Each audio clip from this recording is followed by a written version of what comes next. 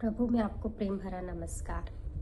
आज हम बात करने वाले हैं क्या हमें नया जन्म मिला है और ये नया जन्म क्या है। जब हम क्राइस्ट में आते हैं, जीसस क्राइस्ट को हम जानते हैं, सत्य को जानते हैं, अंधकार से प्रकाश में आते हैं, तो हमें एक नया जन्म मिलता है। वो नया जन्म क्या है, क्या हमें मिला है और क्या हमने नया जन्म को पाया है और उसके क्या साइन है, इसके बारे में आज हम सीखेंगे। तो यूहन्ना का चैप्टर 3 से 6 में हम जब पढ़ते हैं, उसमें लिखा है, यीशु ने उसको उत्तर दिया, मैं तुमसे सच सच कहता हूँ, यदि कोई नए सिरे से ना जन्मे तो वे परमेश्वर का राज्य देख नहीं सकता। निकोदेमुस ने उससे कहा, मनुष्य जब बूढ़ा हो गया तो कैसे जन्म ले सकता है? क्या वह अपनी माता के गर्भ में दूसरी बार प्रवेश करके जन्म ले सकता है? यीशु ने उत्तर दिया, मैं तुझसे सच सच कहता हूँ, जब तक कोई मनुष्य जल और आत्मा से ना जन्मे वह परमेश्वर के राज्य में प्रवेश नहीं कर सकता। क्योंकि जो शरीर से जन्मा है वह शरीर है, जो आत्मा से जन्मा है वह आत्मा है। तो यहाँ पे परमेश्वर का वचन हमें स्पष्ट करता है, अगर हम शरीर में हैं तो अभी भी हमने जो है परमेश्वर में हमारा जो नया जन्म नहीं हुआ है। लेकिन नया जन्म पाने के लिए जब उनका निकोदेमुस पूछता है कि क्या करना चाहिए, तो उन्होंने बोला है कि आत्मा, जल और आत्मा का हमें बपतिस्मा लेना चाहिए। मतलब कि परमेश्वर एक आत्मा है और हमें परमेश्वर को जानना बहुत ज़रूरी है। जब तक हम जल की डुबकी नहीं लेंगे और आत्मा में परमेश्वर के अनुसार नहीं चलेंगे, तब तक हमारा नया जन्म नहीं हो सकता है।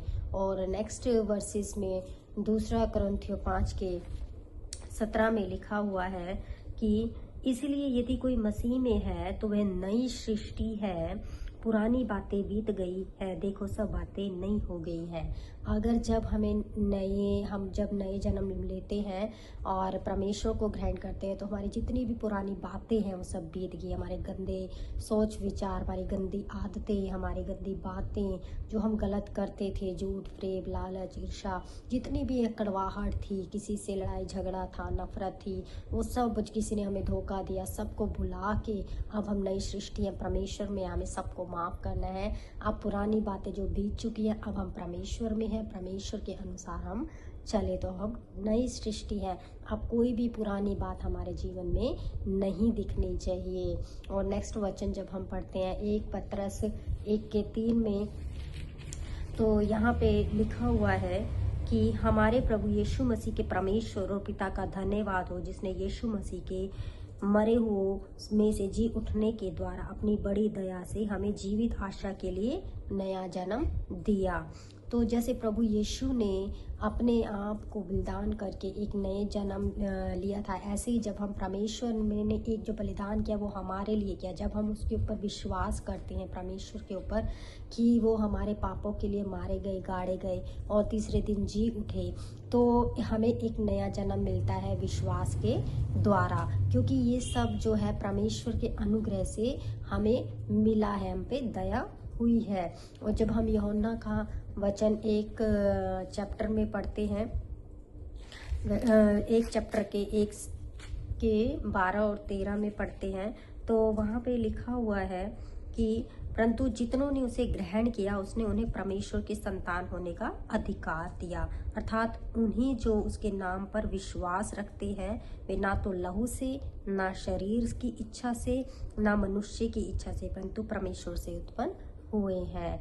तो यहाँ पे वचन हमें स्पष्ट करता है कि परमेश्वर को जो हम ग्रहण करते हैं, परमेश्वर पे विश्वास करते हैं जिस पे, तो उन्होंने हमें अपनी संतान होने का अधिकार दिया है। हम अब मनुष्य की नहीं, किसी की नहीं, अब हम परमेश्वर की संतान बन चुके हैं और हमारा जो एक नया जन्म हो चुका है। अब हम शरीर में नहीं, आत्मा के अनुसार परमेश्वर के साथ हमारा मेल मिलाप हो चुका है।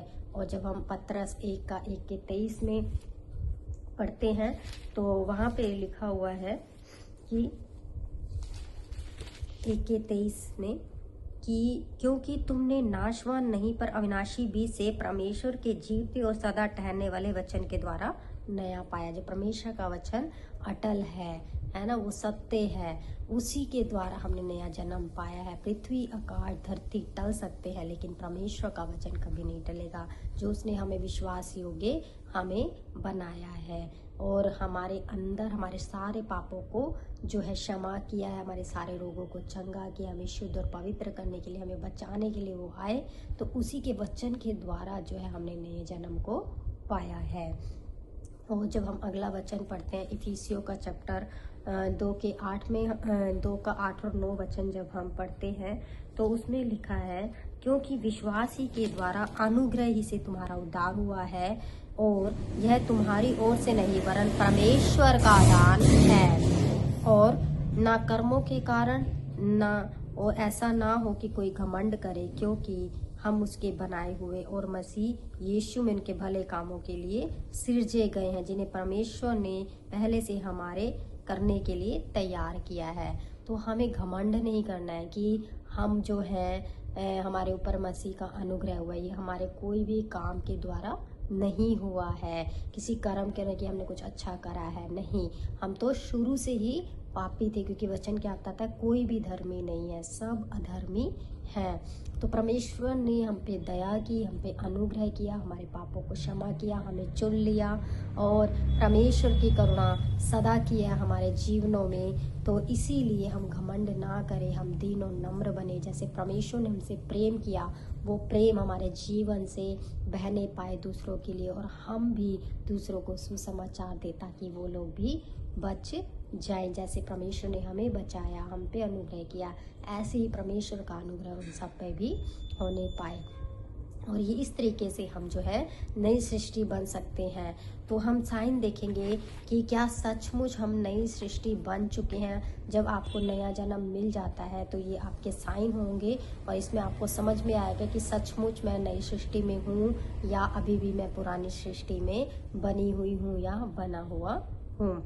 तो पहला जो है, इसमें पाप के प्रति आपकी जो भावना होगी वो जो है घिन करोगे आप, मतलब कि आपको अच्छा नहीं लगेगा, घृणा आएगी, नफरत होने लगेगी, आप पाप के घृणा करने लगोगे। और जैसे परमेश्वर को अच्छा नहीं लगता है पाप में, ऐसे ही हमें जो है बिल्कुल अच्छा नहीं लगेगा। ये सबसे बड़ा साइन है, पाप से आपको अत्यंत घृणा हो जाएगी।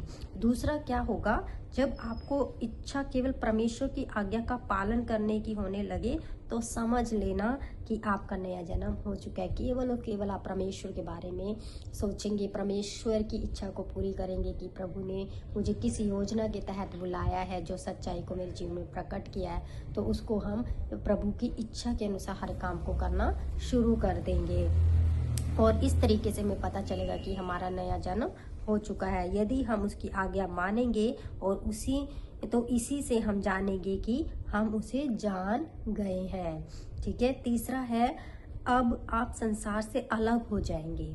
कैसे अलग हो जाएंगे? बाइबल कहती है तुम ना तो संसार से ना संसार की वस्तुओं से प्रेम रखोगे। मतलब ये सारी चीजें जो है हमें फीकी लगने लगेंगी और केवल परमेश्वर के प्रेम में हम इतने रंग जाएंगे, केवल हमें ये लगेगा कि क्या परमेश्वर हमारे लिए कहना चाहते हैं, क्या ये परमेश्वर के अनुसार है नहीं है। बाकी हम कोई भी संसार की बात को महत्व नहीं देंगे, इम्पोर्टेंस नहीं देंगे और परमेश्वर के अनुसार हम चलेंगे। और यदि कोई संसार से प्रेम रखता है तो उसमें पिता का प्रेम नहीं। अगर अभी भी हमारे अंदर ज़्यादा परमेश्वर की जगह पे हम किसी और चीज़ को इम्पोर्टेंस दे रहे हैं, प्रथम स्थान दे रहे हैं, तो अभी भी हमारा नया जन्म नहीं हुआ। लेकिन जहाँ हम परमेश्वर को पहला स्थान दे रहे हैं हर एक एरिए में, इसका मतलब हमारा नया जन्म हो चुका है। और चौथा है, अन्य लोगों के लिए आपके हृदय में एक नया प्रेम होगा। बाइबल कहती है, हम जानते हैं कि हम मृत्यु से पार होकर जीवन में पहुंच गए हैं क्योंकि हम भाइयों से प्रेम रखते हैं। तो हमारे जो हमसे बुरा करते थे, जो हमें गालियां देते थे, जो हमें समझते नहीं थे और हमें जो है गलत तरीके से लेते थे, उनसे भी हम प्रेम करने लगेंगे, उनके लिए हम प्रार्थना करने लगेंगे। ये एक साइन है चौथे तरीके का कि हमें नया जन्म मिल गया है। हम उनसे प्रेम करेंगे, उनके लिए प्रार्थना करनी शुरू करेंगे और हम उनसे बहस आर्ग्यूमेंट्स नहीं करेंगे। हर एक बात परमेश्वर में हो के मेल मिलाप में लेकर आएंगे। और पांचवा साइन है, हम पाप नहीं करेंगे। बाइबल कहती है, हम जानते हैं कि जो कोई परमेश्वर से उत्पन्न हुआ है वह पाप नहीं करता। हम पाप में कार्यों में नहीं फंसेंगे। कोई भी हम गलत काम जो परमेश्वर के विरोध में है वो हम बिल्कुल भी नहीं करेंगे और परमेश्वर की इच्छा के अनुसार चलने लगेंगे। ये है नए जन्म के साइन। और हमें नया जन्म मिला या नहीं मिला ये आप जांचिए इस वीडियो के द्वारा। अगर आपको नहीं मिला है तो परमेश्वर से कहिए कि प्रभु मुझे भी नया जन्म चाहिए। अभी भी मेरे अंदर बहुत कमियां हैं, आप मेरी मदद सहायता कीजिए। तो इस तरीके से परमेश्वर जो है हम सबको नया जन्म देंगे। और जब हम परमेश्वर में आते हैं, क्राइस्ट को रिसीव करते, सत्य को जानते हैं, तो हमारे जीवन में एक नया जन्म का होना बहुत ज़रूरी है और हम नए जन्म को प्राप्त करें प्रभु यीशु के द्वारा, प्रार्थना के द्वारा, वचन के द्वारा। प्रभु इस वीडियो के द्वारा आपको बहुत आशीष करें। God bless you.